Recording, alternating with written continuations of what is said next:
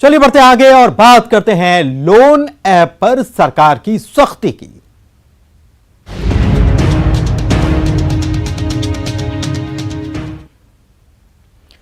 Corona काल के समय पनपे ऑनलाइन ऐप ने आज कई घरों को तबाह कर दिया है। दक्षिण के राज्यों में इसने कई लोगों की जान भी ले ली। इसका आतंक मध्य प्रदेश में भी देखने को मिल रहा है। कुछ दिन पहले इंदौर में एक परिवार की मौत की वजह भी यही बना।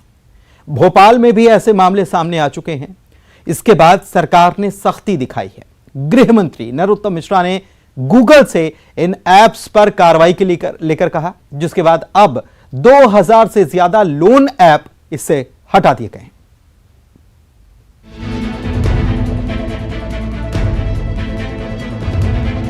ऑनलाइन लोन की वजह से कई परिवार तबाह हो गए। गृह मंत्री नरोत्तम मिश्रा की सख्ती के बाद गूगल ने ऑनलाइन लोन ऐप को लेकर कार्रवाई की है। गूगल ने भारत के प्ले स्टोर से लोन देने वाले 2000 से ज्यादा ऐप्स को हटा दिया है। इसके साथ ही शर्तों का उल्लंघन करना और संदिग्ध ऑफलाइन व्यवहार के लिए इन ऐप्स के खिलाफ कार्रवाई की गई है। मैंने कल ही कहा था कि लोन से संबंधित सभी अनाधिकृत ऐपों पर कानूनी कार्रवाई होगी। अब गूगल ने ऐसे सभी ऐपों को अपने प्ले स्टोर से हटाने का जो निर्णय लिया है, मैं उसका स्वागत करता हूं। लेकिन ये निवेदन भी करता हूं गूगल कंपनी के सभी अधिकारियों से कि भविष्य में इस बात का ध्यान रखें और एहतियात बरतें कि इस तरह के अनाधिकृत ऐप किसी भी रूप में प्रयोग में नहीं लाए जाएं। ये पहली बार था, इसलिए हमने कहा है दूसरी बार कार्रवाई हो। पिछले कुछ महीनों में एमपी में अवैध ऑनलाइन ऐप से लोन लेने वालों की संख्या लगातार बढ़ती जा रही थी। फिर लोन न चुकाने पर ऐप के कर्मचारियों द्वारा गलत तरीकों का व्यवहार किया जा रहा था।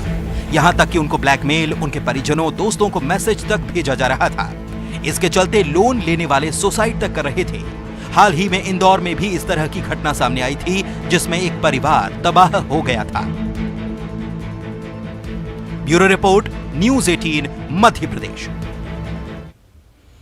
विकास हमारे संवाददाता इंदौर से इसी खबर पर लाइव जुड़े हुए हैं। सीधे उन्हीं के पास चलते हैं। विकास, बगैर किसी सिक्योरिटी के, बगैर किसी डॉक्यूमेंट के लोन चाहिए, आ जाइए, लोन ले जाइए, और लोन ले जाने के बाद क्या होता है, यह खबर बन जाती है। विकास, 2000 ऐप हटाए गए हैं, लेकिन होता क्या है यह आपसे समझना चाहेंगे, क्योंकि हाल ही में इंदौर में घटना सामने आई, भोपाल में भी मामले सामने आए हैं। लेकिन ये लोन कैसे दिया जाता है, कैसे उनको झांसे में लिया जाता है और फिर कैसे परेशान किया जाता है, समझना चाहेंगे।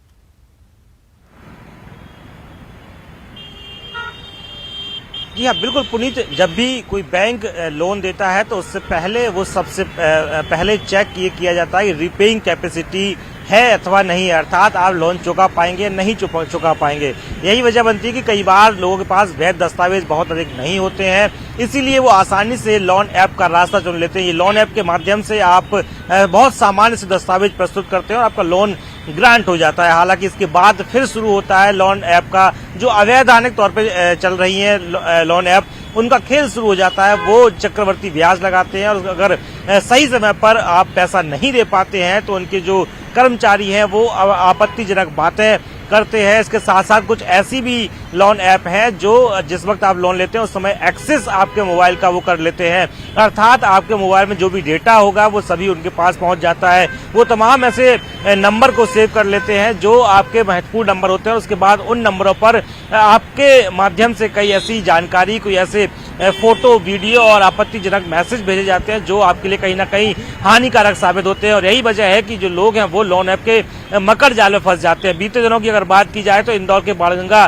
थाना इलाके में स्थित भागीरथपुरा में बेहद दर्दनाक घटना सामने आई थी। यहाँ रहने वाले अमित यादव ने अपने 2 मासूम बच्चों और अपनी पत्नी को पहले मौत के घाट उतारा, उसके बाद खुद ने आत्महत्या कर ली। और जब पुलिस मौके पर पहुंची, फॉरेंसिक की टीम मौके पर पहुंची तो उन्हें एक सुसाइड नोट बरामद मौके से हुआ।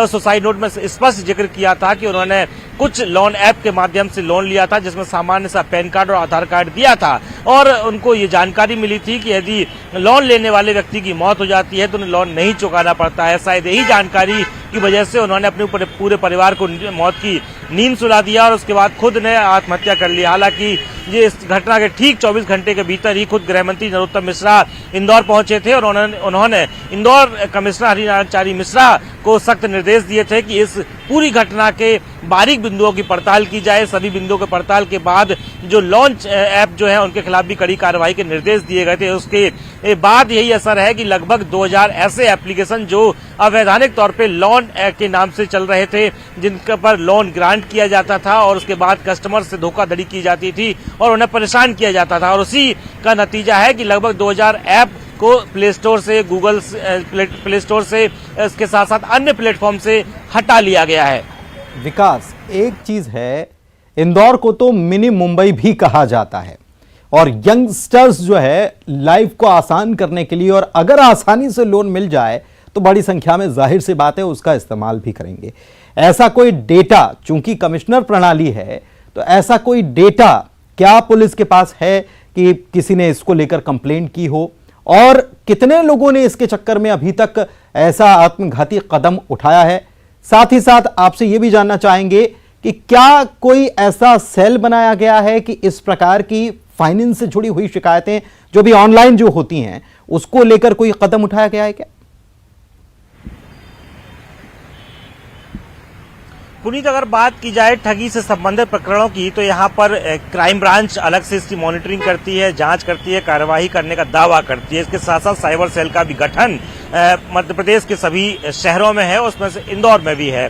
तो ये दोनों ही जो विंग है पैरेलल जांच करती है। लेकिन सबसे अहम बात जो है, बीते दिनों अगर बात की जाए तो अचानक से ऐसे प्रकरणों में बढ़ोतरी दर्ज की गई है जिसमें लोन ऐप के माध्यम से वो अपने आप को ठगी का शिकार बताते हैं। इसकी शिकायत भी की जाती है, लेकिन बहुत अधिक प्रकरण अभी तक दर्ज नहीं किए गए। ऐसे बहुत ज्यादा रिकॉर्ड में प्रकरण दर्ज नहीं किए गए हैं जिसमें प्रकरण दर्ज करने के बाद जांच की गई हो, कार्रवाई की गई हो।